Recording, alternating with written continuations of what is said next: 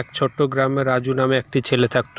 রাজু খুব গরিব ছিল, কিন্তু তার ইচ্ছে শক্তি অসাধারণ ছিল। তার বাবা একজন কৃষক ছিল এবং মা গৃহিণী। রাজুর ইচ্ছা ছিল একজন ডাক্তার হওয়া, যাতে সে গরিব মানুষের চিকিৎসা করতে পারে। কিন্তু তার পরিবারের অর্থনৈতিক অবস্থার কারণে রাজু জানত ডাক্তার হওয়ার জন্য প্রচুর টাকা ও শিক্ষা দরকার। রাজু প্রতিদিন সকালে স্কুল যেত এবং বন্ধুদের সঙ্গে পড়াশোনা করত, কিন্তু স্কুলের খরচ, বইপত্রের খরচ এবং অন্যান্য খরচ তার পরিবারের জন্য বোঝা হয়ে উঠেছিল। তবুও রাজু তার পড়াশোনার প্রতি আগ্রহ হারায়নি। সে বুঝেছিল শিক্ষা ছাড়া তার স্বপ্ন পূরণ হবে না। একদিন রাজুর শিক্ষক তাকে একটি গল্প বললেন, এবং গল্পে একজন গরিব ছেলে ছিল যে তার কঠোর পরিশ্রম ও অধ্যবসায়ের মাধ্যমে বড় হয়ে ডাক্তার হয়েছিল। রাজু সেই গল্প শুনে প্রেরণা পেল। সে সিদ্ধান্ত নিল যে কোনোভাবে তাকে তার স্বপ্ন পূরণ করতে হবে। রাজু প্রতিদিন স্কুলের পর গ্রামে একটি ছোট্ট লাইব্রেরিতে যেত। সেখানে সে বই পড়ত এবং নিজের পড়াশোনা বাড়াতো। তবে গ্রামে বিদ্যুতের সমস্যা ছিল, তাই মাঝে মাঝে রাতের অন্ধকারে মোমের আলোয় পড়তে হতো।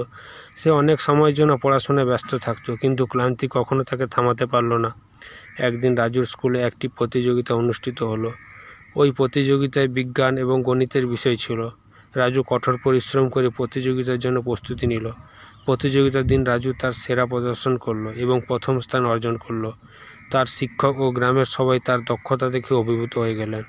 এই সাফল্য রাজুর জন্য একটি নতুন দিগন্ত খুলে দিল। এলাকার অনেকেই তাকে সহযোগিতা করতে আগ্রহী হলেন। তারা তার পড়াশোনার খরচ বহন করতে চাইলেন। রাজু দৃঢ় প্রতিজ্ঞ হলো সে তাদের এই বিশ্বাসকে অক্ষুণ্ণ রাখবে, এবং সে আরও কঠিন পরিশ্রম করতে লাগলো। পরবর্তীতে রাজু মেডিকেল কলেজে ভর্তি হলো। সেখানে তার অধ্যবসায় ও পরিশ্রম তাকে সাফল্যের দিকে নিয়ে গেল। অবশেষে সে ডাক্তার হলো এবং গ্রামের মানুষের চিকিৎসা করতে শুরু করলো। রাজু তার স্বপ্নের বাস্তবায়ন ঘটালো, কিন্তু তার সঙ্গে সঙ্গে অন্যদেরও অনুপ্রেরণা জোগালো।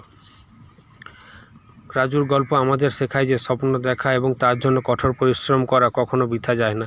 ইচ্ছে শক্তি, অধ্যবসায় এবং সঠিক দিক নির্দেশনা থাকলে কোনো বাধাই আমাদের থামাতে পারবে না।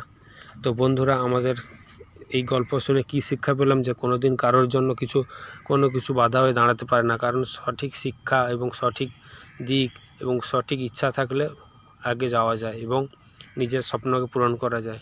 তো কেমন লাগলো গল্পটা কমেন্ট করো, লাইক করো, শেয়ার করো, এবং তোমাদের একটি কমেন্ট, একটি লাইক আমাকে আরও ভিডিও বানাতে সাহায্য করবে।